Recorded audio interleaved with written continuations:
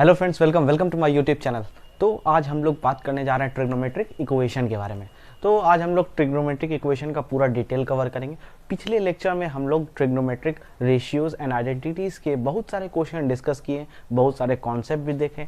I hope कि आप लोगों ने उसको नोट कर लिया होगा और खूब जम के प्रैक्टिस किया होगा। आप उसको बार बार प्रैक्टिस करो और कोशिश करो कि RD शर्मा बुक लगाने का, ठीक। तो अब तुमसे बुक में कहीं कोई प्रॉब्लम नहीं होगा। तो चलो हम लोग स्टार्ट करते हैं अपना ट्रिग्नोमेट्रिक इक्वेशन।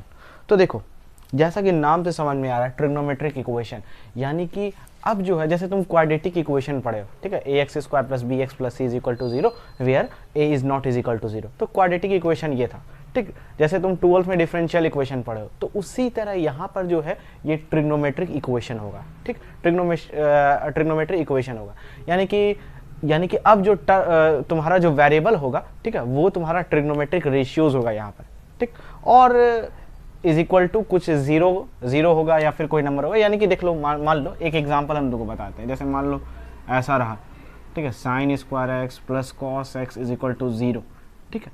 तो ये तुम्हारा क्या कहलाता है? ट्रिग्नोमेट्रिक इक्वेशन कहलाता है, ठीक। छोटा सा भी, जैसे मान लो ये sin x = √3/2, ठीक। ये भी क्या है? तुम्हारा ट्रिग्नोमेट्रिक इक्वेशन है। या फिर sin x = 0, ये सारा भी क्या है? ट्रिग्नोमेट्रिक इक्वेशन है। तो हम लोग इसके बारे में आज डिटेल में पढ़ेंगे। तो चलिए हम लोग स्टार्ट करते हैं, ठीक।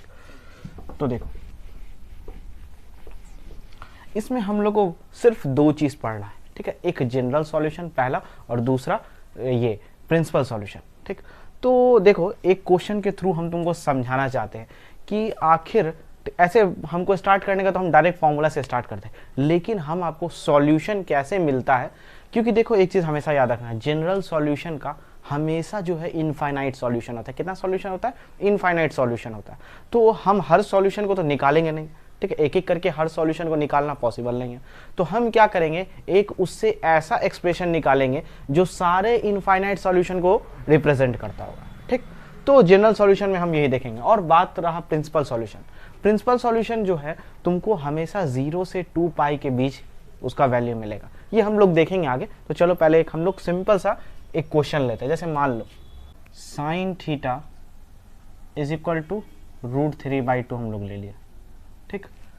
अगर हम कोई बच्चे से पूछे कि यहाँ पर थीटा का वैल्यू क्या होगा, ठीक, तो बहुत स्टूडेंट लोग बोलेगा ये सर π/3 होगा, या भैया, सर तो नहीं, भैया ही बोलो, ज़्यादा बेटर है, ठीक।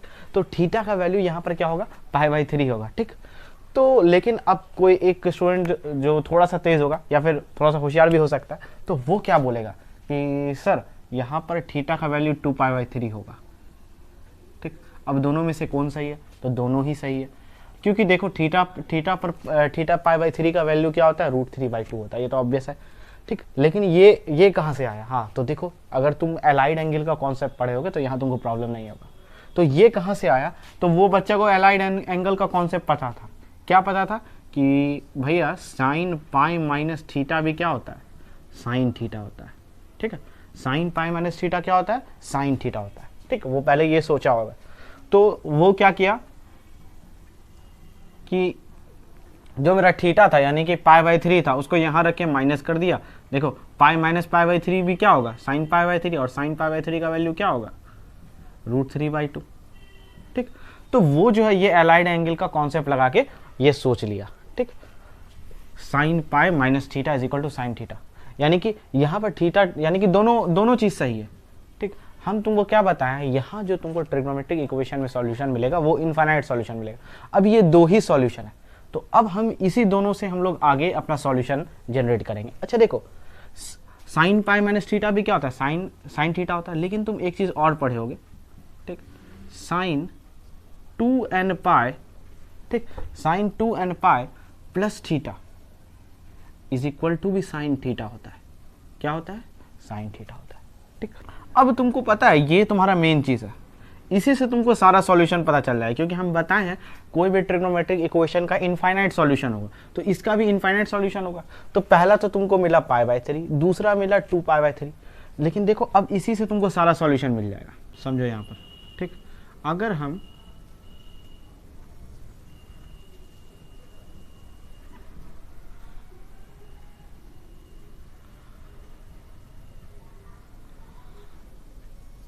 समझो यहाँ पर ध्यान से, अगर हम थीटा का वैल्यू यहाँ पर पाई/3 रख दें तो भी हमको क्या मिलेगा, थीटा का वैल्यू साइन थीटा ही मिलेगा। ठीक, अगर थीटा का वैल्यू हम यहाँ पर पाई/3 रख दें या फिर थीटा का वैल्यू 2π/3 रख दें, और क्योंकि यहाँ पर n है और n का डिफरेंट अगर वैल्यू लेंगे तब भी क्या होगा, मेन इसका आंसर जो आएगा वो क्या आएगा, साइन थीटा ही आएगा। ठीक, तो ध्यान से देखो इसी दोनों इक्वेशन से तुमको सारा, मतलब अगर इसी दोनों इक्वेशन को अगर हम कंबाइन करके लिख दे एक्सप्रेशन को, तो तुमको जितना भी ट्रिग्नोमेट्रिक इक्वेशन का है ना सारा सॉल्यूशन मिल जाएगा। ठीक, देखो अभी आगे समझो, ये यहाँ पर समझे ना, अगर थीटा यहाँ पाई/3 रख दे और यहाँ थीटा की जगह 2π/3 रख दे, क्योंकि हम लोग जानते हैं 2nπ प्लस थीटा क्या होगा, साइन थीटा होगा। फिर यहाँ तुम कोई भी वैल्यू रखते जाओ तुमको क्या मिलेगा, साइन थीटा ही मिलेगा। ठीक, हमेशा क्या मिलेगा, चाहे पाई/3 यहाँ n का वैल्यू रखते जाओ, यहाँ n क्या है, यहाँ पर n जो है वो क्या है, इंटीजर है। क्या है, इंटीजर। ठीक, यहाँ पर जो है n इंटीजर है, अलग अलग n का वैल्यू पर तुमको थीटा का वैल्यू जो है वो मिलते जाएगा। ठीक, हर जगह पर। ठीक, तो अब देखो इसी दोनों इक्वेशन को अगर मर्ज करेंगे तो हम देखो, क्योंकि तुमको अलग अलग सॉल्यूशन निकलेगा, यहाँ से थीटा तुमको पाई/3 मिला, फिर थीटा 2π/3 मिला। ठीक है, फिर यहाँ पर तुमको ये थीटा का वैल्यू मिला, फिर ये वैल्यू मिला। तो हम लोग अलग अलग आंसर नहीं देंगे, हम लोग क्या करेंगे, सारे चीज़ को ऐसा करना चाहेंगे कि एक में मर्ज करके, ठीक है, उसका उसी एक्सप्रेशन से हम लोग सारा इनफाइनाइट सॉल्यूशन निकाल ले, n का वैल्यू रख कर। ठीक, अब देखो, ठीक, अब हम इस दोनों इक्वेशन को मर्ज करेंगे। क्या करेंगे, मर्ज करेंगे। अच्छा देखो, क्या हम इसको ऐसा लिख सकते हैं, 2nπ प्लस π/3। ठीक, इसको ऐसे ही छोड़ दिए। अच्छा सॉरी, इसको नहीं, इसको चेंज कर दो। क्या हम इसको ऐसा लिख सकते हैं, 2nπ प्लस π माइनस π/3, है कि नहीं। 2π/3 को ऑब्वियस है π माइनस π/3 लिख सकते हैं। ठीक, तो देखो यहाँ से 2n कॉमन ले लो, सॉरी पाई कॉमन ले लो, पाई अगर कॉमन ले लोगे तो क्या बच जाएगा, 2n प्लस 1π माइनस π/3। अब देखो हम क्या करेंगे, दोनों को कंबाइन कर देंगे। तो देखो अगर इसी दोनों हम थीटा के वैल्यू को अगर कंबाइन कर दें, ठीक है, अगर इसी दोनों वैल्यू को हम कंबाइन कर दें, ठीक है, तो मेरा जो वैल्यू निकलेगा वो सारा जो ट्रिग्नोमेट्रिक इक्वेशन का सॉल्यूशन है, यानी कि सारा थीटा का सॉल्यूशन होगा वो उसको डिनोट करेगा। अब देखो इसको हम लोग कंबाइन करते हैं। ठीक, कंबाइन करके हम लोग इसको ऐसा लिख सकते हैं, theta is equal to mπ plus -1 m into π/3। अब बोलोगे ऐसा कैसे हो गया भैया। ठीक, तो तुम ध्यान से देखो, हम समझाते हैं। और यहाँ जो है m क्या है, वो इंटीजर है। क्या है, m इंटीजर। अगर तुम यहाँ पर ध्यान से देखोगे, ये क्या है, ठीक है, ये है इवन मल्टीपल ऑफ पाई, क्योंकि 2n का कोई भी वैल्यू रखोगे तो यहाँ पर तुमको क्या मिलेगा, यानी कि अगर कोई भी इंटीजर रखोगे तो हमेशा इवन मल्टीपल ऑफ पाई मिलेगा। देखो यहाँ पाई है ना, ये इवन मल्टीपल ऑफ पाई है। ठीक है, इवन मल्टीपल ऑफ पाई। और ये चीज़ जो है 2n प्लस 1, कहीं भी 2n प्लस 1 रहेगा तो समझ जाना ये क्या, ऑड मल्टीपल। क्या है, ऑड मल्टीपल। क्योंकि यहाँ पाई है तो यहाँ तुमको क्या मिलेगा, ऑड मल्टीपल ऑफ पाई मिलेगा। ठीक, तो अगर तुम इसी दोनों को कंबाइन करोगे तो ये मिल जाएगा। बोलोगे कैसे ये मिलेगा, तो समझो ध्यान से। ठीक, समझो, अगर m का हम, ठीक है, अगर m का हम कोई वैल्यू ले लें, मान लो m का वैल्यू तुम 2 रख दो, तो 2π, ठीक, 2π और m पे पावर 2 यानी कि -1 का वैल्यू क्या होगा, यहाँ से 1 हो जाएगा। ठीक, और इंटू π/3, तो 1 इंटू π/3, यानी कि अगर तुम यहाँ पर यानी कि इवन रखते हो तो ये वाला वैल्यू मिलेगा, और अगर ओड रखोगे तो देखो प्लस यहाँ मिला ना ये साइन, अगर तुम मान लो ऑड रखते हो, ठीक, सॉरी यहाँ पर ये थीटा का वैल्यू मिलेगा। अगर m का वैल्यू तुम ऑड रखे, यहाँ पर मान लो, ठीक, 1 रख दिए तो ऑड रखोगे, ठीक, यहाँ पर m का वैल्यू 1 रखे तो क्या मिलेगा, थीटा का वैल्यू क्या मिलेगा, पाई। ठीक, और -1 देखो यहाँ ये वाला माइनस मिल गया, -π/3। थोड़ा सा इसको अपने भी समझो, लिख करके सॉल्व करके देखो कि क्या है। ठीक, तो ये जो तुमको थीटा का वैल्यू मिला है, इसी को हम बोलेंगे जनरल सॉल्यूशन। क्या बोलेंगे, जनरल सॉल्यूशन बोलेंगे। ये बहुत इंपॉर्टेंट है, इसको तुम लोग अच्छे से समझना। ठीक है, नहीं हो रहा तो m का वैल्यू पुट करके देखो, यहाँ वैल्यू रख करके देखो। ठीक है, इसी को हम लोग बोलेंगे जनरल सॉल्यूशन। ठीक, और यही थीटा सारे वैल्यू को रिप्रेजेंट करेगा। अब देखो कैसे। ठीक, तुम m का वैल्यू 0 रखो। ठीक, m का वैल्यू अगर 0 रखोगे तो 0 इंटू पाई 0। ठीक, और 1 यानी कि ये 1। ठीक है, और 1 इंटू π/3 यानी कि थीटा क्या मिल गया, π/3। यही चीज़ तो पहली बार हम लोग यहाँ निकाले थे। ठीक, उसी तरह m का वैल्यू अब तुम क्या रखो, 1 रख दो। ठीक है, 1 रखोगे तो 1 पाई और -1 यानी कि पाई माइनस पाई बाई 3, ठीक है। नहीं हो रहा तो आप लोग रख करके देखिए अपने खुद से, तो यहाँ मिल जाएगा 2 पाई बाई 3, ठीक। तो ये वैल्यू मिल जाएगा, ठीक। उसी तरह अब तुमको हम लोग अलग अलग देखते थे तो पाई बाई 3 देखते थे, 2 पाई बाई 3 देखते थे, फिर थीटा ऐड करते जाते तो वैल्यू हमको मिलता जाता है। लेकिन यहाँ ये एक एक्सप्रेशन हर सारे इनफाइनाइट ट्रिग्नोमेट्रिक इक्वेशन को डिनोट कर रहा है, ठीक। तो इसी को हम लोग क्या बोलेंगे, जनरल सॉल्यूशन बोलेंगे। क्योंकि हम तुमको चाहते तो हम डायरेक्ट फॉर्मूला लगा करके इजी वे में हम तुमको बता सकते थे, लेकिन इतना हमको बताना क्यों पड़ा, क्योंकि ताकि क्वेश्चन को तुमको जब जिस टाइम तुम सॉल्व करो, ठीक है, सॉल्यूशन करो, तुमको ये सब पता चले आखिर कैसे आ रहा है। इनफाइनाइट सॉल्यूशन होगा तो हम तुमको सिखा देते डायरेक्ट, जैसे 12 में बताया, ठीक है, डायरेक्ट वैल्यू रख करके बता देते, ठीक। तो वहां पर तुम समझ जाते, लेकिन अंदर का फील नहीं कर पाते। यहाँ तुम अंदर का फील कर पाओ। तो ये तुम्हारा जनरल सॉल्यूशन था। अब इसी तरह हम लोग प्रिंसिपल सॉल्यूशन समझते हैं। क्या प्रिंसिपल सॉल्यूशन, ठीक। हम लोग आगे भी पढ़ेंगे। मान लो क्या पढ़ेंगे, जैसे मान लो sine theta is equal to √3/2 दिया हुआ।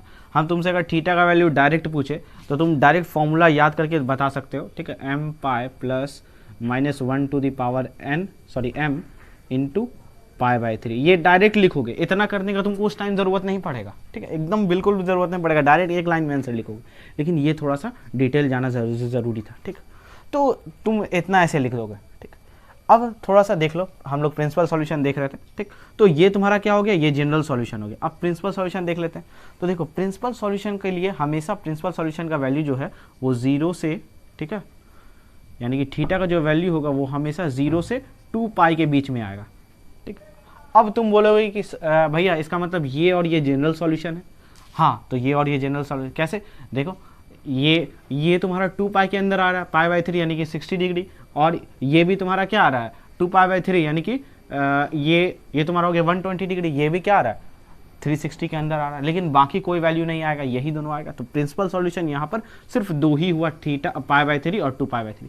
क्वेश्चन में तुमको देगा, ठीक है, अभी इतना ज़्यादा परेशान मत हो, क्वेश्चन में तुमको देगा, ठीक है, कि कब प्रिंसिपल सॉल्यूशन निकालना है, वो खुद बोलेगा कि आपको प्रिंसिपल सॉल्यूशन निकालना है या फिर जनरल सॉल्यूशन निकालना है, ठीक है। या फिर तुमको ऐसा भी क्वेश्चन देगा कि इंटरवल दे देगा क्वेश्चन है पहले से, 0 से 3 पाई बाई के बीच में निकालिए, ठीक, कितना सॉल्यूशन, ठीक है, 0 से 2 पाई के बीच में, ठीक। तो वो कुछ भी दे सकता है।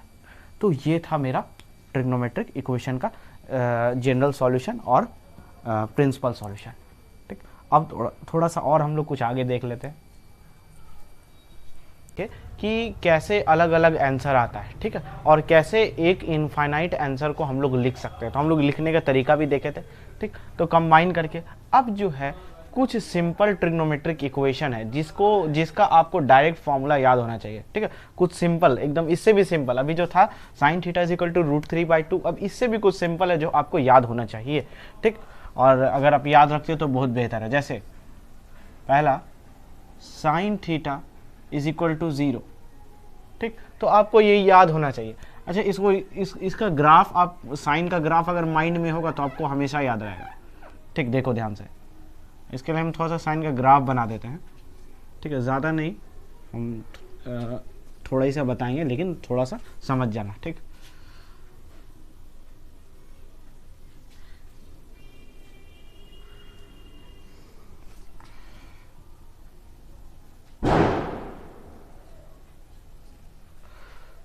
ये इधर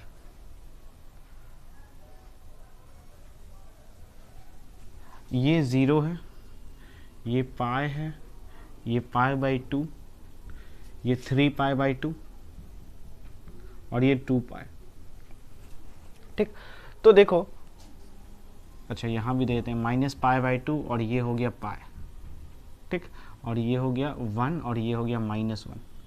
तो अगर तुम देखोगे, अगर साइन एक्स का तुम्हारा माइंड में अगर ग्राफ होगा तुम्हारे, तो देखो तुम देख रहे हो कि साइन 0 कहाँ पर मिल रहा है। तो पहला तो 0 पर मिल रहा है, दूसरा पाई पर मिल रहा है, फिर 2 पाई पर मिल रहा है, फिर अगला 3 पाई 4 पाई ऐसे करके मिलेगा।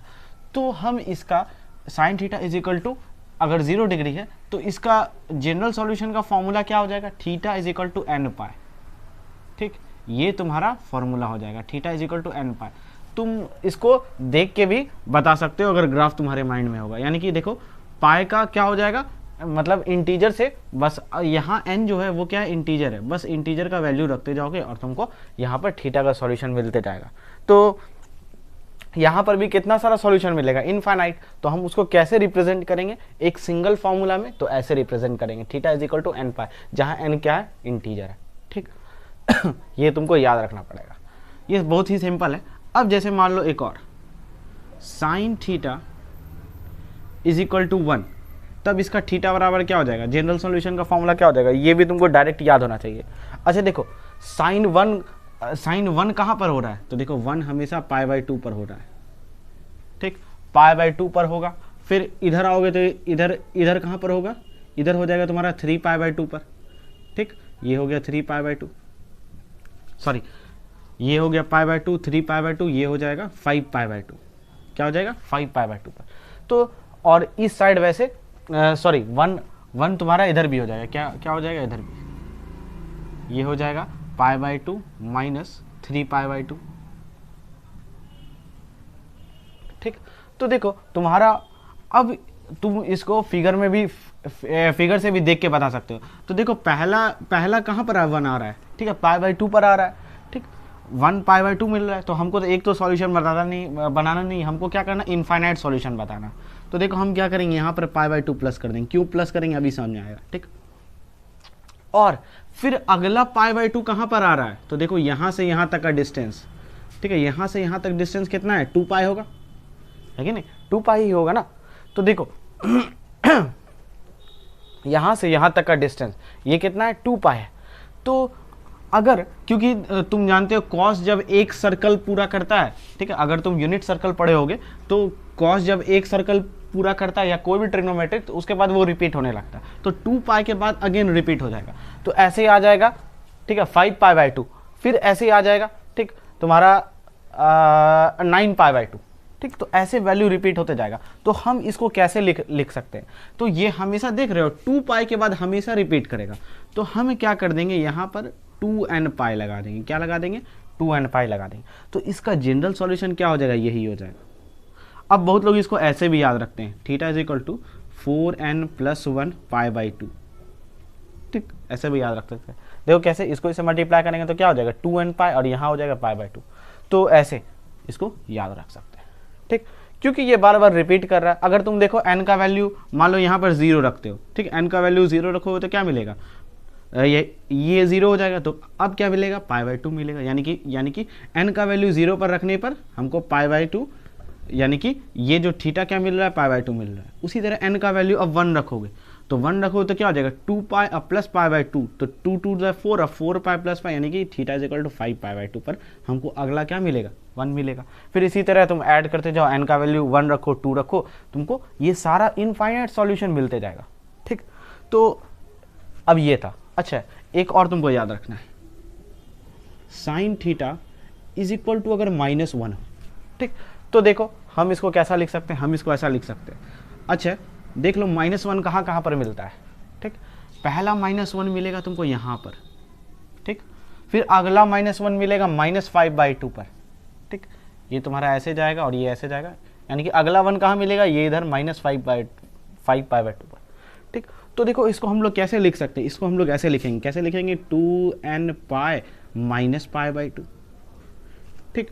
और इसी चीज़ को बहुत लोग क्या करते हैं, ऐसे भी लिख सकते हैं, ऐसे भी लिखते हैं 4n प्लस -1 पाई बाई 2, क्योंकि देखो इसको इससे मल्टीप्लाई करोगे तो क्या हो जाएगा, यानी कि ये 2 से कट जाएगा, यानी कि 4n pi minus pi by 2 हो जाएगा, ठीक। तो आप ये भी नीचे वाला ही याद रखिए, ज़्यादा बेहतर है, ठीक, ये आपको यूज़ भी होगा, ठीक।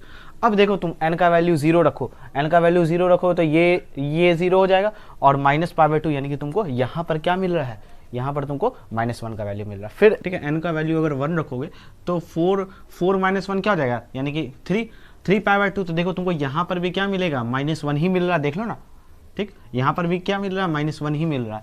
तो अब उसी तरह हम तुम पॉजिटिव में रखोगे तो तुमको पॉजिटिव साइड मिलेगा, और उसी तरह अगर निगेटिव में तुम -1 रखोगे तो देखो निगेटिव में अगर n का वैल्यू -1 रखोगे तो यहाँ पर क्या मिल जाएगा, -5 बाई 2, यानी कि अगला तुमको यहाँ पर -5 पाई बाई 2, यानी कि यहाँ पर तुमको वो वैल्यू मिलेगा, ठीक, यहाँ पर ये -1 मिल जाएगा, ठीक है, देख लो यहाँ पर, ठीक। तो तुम अपना इस फॉर्मूला को कोशिश करो याद रखने का। और यहाँ पर जो है हर जगह वो जो n जो है वो इंटीजर से बिलोंग कर रहा है। किससे बिलोंग कर रहा है? इंटीजर से बिलोंग कर रहा है। ठीक, तो इसको नोट कर लो। इसी तरह हम लोग देखते हैं कॉस थीटा। ठीक है, तो मान लो जैसे cos theta is equal to 0 है, तो हम तुमको ये सब डायरेक्ट इनफाइनाइट आंसर निकालने के लिए नहीं बता रहा है। ठीक, पिछले क्वेश्चन में हम लोग कैसे निकाले, ठीक, तो तुमको निकालना नहीं, ये डायरेक्ट ही याद रखना है। ठीक, क्योंकि तुमको डायरेक्ट फिगर से ही पता चल रहा है। जैसे मान लो कॉस का हम लोग ग्राफ बना के देख लेते हैं। ग्राफ से ज़्यादा समझ में आता है क्योंकि आंसर हमको यहाँ पर तुरंत दिख जाता है। ठीक सॉरी तो अब यहाँ पर हम लोग कॉस का ग्राफ बनाएंगे। यहाँ 0 π/2। ठीक, अच्छा पहले हम लोग बना लेते हैं ग्राफ, उसके बाद। ठीक, पहले तो नंबर दिया था लेकिन ऐसे ही। तो देखो अब जो ग्राफ बनेगा वो ग्राफ बनेगा ऐसे, क्योंकि cos π/2 पर वैल्यू क्या होता है? 0 होता है। ठीक है, फिर ये यहाँ से ऐसे जाएगा। ठीक, फिर ये यहाँ से अपना रिपीट करते जाएगा, इस तरीके से ये चलते जाएगा। तो ये 0 डिग्री है, ये π/2 है। ठीक, और ये क्या है? पाई है। आई थिंक आप लोग ग्राफ तो पता ही होगा, 3 π/2। यहाँ सिर्फ हम तुमको सिर्फ फॉर्मूला का फील कराने के लिए हम यहाँ पर बता रहे हैं कि आखिर चल क्या रहा है। एक बार समझ जाओगे थोड़ा सा तो तुम जिंदगी भर नहीं भूलोगे ये। ठीक, हमेशा तुम्हारे माइंड में ये चलते रहेगा। ठीक है ना, π/2, पाई, 3 π/2, 2 पाई, 5 π/2। और इसी तरह हम लोग अगर इधर देखेंगे तो इधर जो इसका ग्राफ है वो ऐसे आ जाएगा। ये हो गया तुम्हारा -1 यहाँ पर, और ये हो गया तुम्हारा 1। ठीक, तो देखो यहाँ पर अगेन क्या हो गया? -π/2, यहाँ पर हो गया -π, फिर -3 π/2, फिर इधर यहाँ पर हो गया तुम्हारा -2 पाई। तो जब देखो cos theta is equal to 0 हो, ठीक है, चलो यहीं पर लिख देते हैं। जब cos theta is equal to 0 हो तो थीटा बराबर क्या हो जाएगा? बोलो। तो देखो cos कहाँ पर 0 हो रहा है? तो cos 0 है, ये π/2 पर हो रहा है, 3 π/2 पर हो रहा है, 5 π/2 पर हो रहा है। ठीक है, कहाँ पर हो रहा है? ओड मल्टीपल ऑफ π/2, यानी कि इसका जो जनरल सॉल्यूशन हो जाएगा वो क्या हो जाएगा? Odd multiple of π/2। तो ऑड मल्टीपल को हम लोग कैसे लिखते हैं? 2n + 1 π/2। तुम खुद देखो ना, n का वैल्यू 0 रखो तो मिल जाएगा π/2, n का वैल्यू 1 रखो तो मिल जाएगा 3 π/2, 5 π/2। यानी कि जब cos theta is equal to 0 हो तो थीटा बराबर क्या हो जाएगा? 2n + 1 π/2। यानी कि हमको ग्राफ ही देख के पता चल रहा है कि कहाँ से कहाँ 0 है। ठीक, और जब when cos theta is equal to क्या हो? 1 हो। ठीक, तो देखो 1 कहाँ पर है? ठीक है, 1 हमको कहाँ पर मिलेगा? इसका theta is equal to general solution क्या हो जाएगा? ये सब तुमको जनरल सॉल्यूशन याद रखना है। ठीक, तो अब देखो 1 तुमको कहाँ मिल जाएगा? पहला 1 यहाँ पर मिला है। कहाँ पर मिला है? 0 पर मिला है। उसके बाद कहाँ पर मिलेगा? यहाँ से डायरेक्ट जंप कर जाओ तुम यहाँ पर 2 पाई, फिर 3 पाई, यानी कि हम 0 2 सॉरी कहाँ मिला? 0 मिला, 2 पाई पर मिला, फिर 4 पाई पर मिलेगा, क्योंकि देख रहे हो यहाँ से यहाँ तक लेंथ क्या है? 2 पाई, क्योंकि फिर अगेन क्या होगा? कॉस रिपीट करने लगेगा। ठीक, तो 2 पाई फिर रिपीट करेगा, यानी कि यहाँ पर अगर जब cos theta is equal to 1 है तो इसका जनरल सॉल्यूशन क्या हो जाएगा? 2n पाई। यानी कि अगर तुम n का वैल्यू रखते जाओगे यहाँ पर तो तुमको इन्फाइनाइट वैल्यू सारा मिल जाएगा। देख लो, n का वैल्यू जब 0 रखोगे तो 0 मिलेगा, जब n का वैल्यू 1 रखोगे तो 2 पाई मिलेगा। ठीक है, फिर n का वैल्यू 2 रखोगे तो 4 पाई मिलेगा। ठीक, इसी तरह होगा। अब एक और देख लेते हैं, cos theta is equal to अगर -1 हो। ठीक, जब cos थीटा किसके बराबर हो? -1 के बराबर, तो थीटा बराबर क्या हो जाएगा? तो देखो -1 कहाँ पर मिल रहा है? -1 -π पर मिल रहा है। ठीक है, +π पर मिल रहा है, फिर आगे कहाँ मिल जाएगा? आगे 3 पाई पर मिल जाएगा। ठीक, यानी कि ऑड मल्टीपल ऑफ पाई पर मिल रहा है। ध्यान से समझे, ध्यान दिए, यहाँ पाई, फिर अगला 3 पाई, फिर 5 पाई। ठीक है, सारे पर मिलेगा। तो हम लोग इसको कैसे लिखेंगे? ऑड मल्टीपल ऑफ पाई कैसे लिखते हैं? 2n + 1 पाई। ठीक, तो ये तुम्हारा जनरल सॉल्यूशन हो गया। हर जगह n कहाँ से बिलोंग कर रहा है? सॉरी, n जो है वो तुम्हारा इंटीजर से बिलोंग कर रहा है हर जगह। ठीक है, यहाँ पर भी और यहाँ पर भी। ठीक, तो मेन था तुम्हारा साइन और कॉस, ये याद रखना जरूरी है। एक tan भी है। ठीक, तो tan का जस्ट कुछ नहीं, अगर tan थीटा 0 है, ठीक, अगर tan थीटा 0 हो तो tan कहाँ पर 0 होता है? ठीक, tan जहाँ पर साइन 0 होता है, साइन कहाँ पर 0 होता है? n पाई पर। ठीक, तो n पाई। तो ये सब तुम ध्यान, बस यही साइन कॉस tan, बस यही चीज़ ध्यान रखना। ठीक, तो ये ज़्यादा इंपॉर्टेंट था। ठीक, तो पहले इसको नोट कर लो।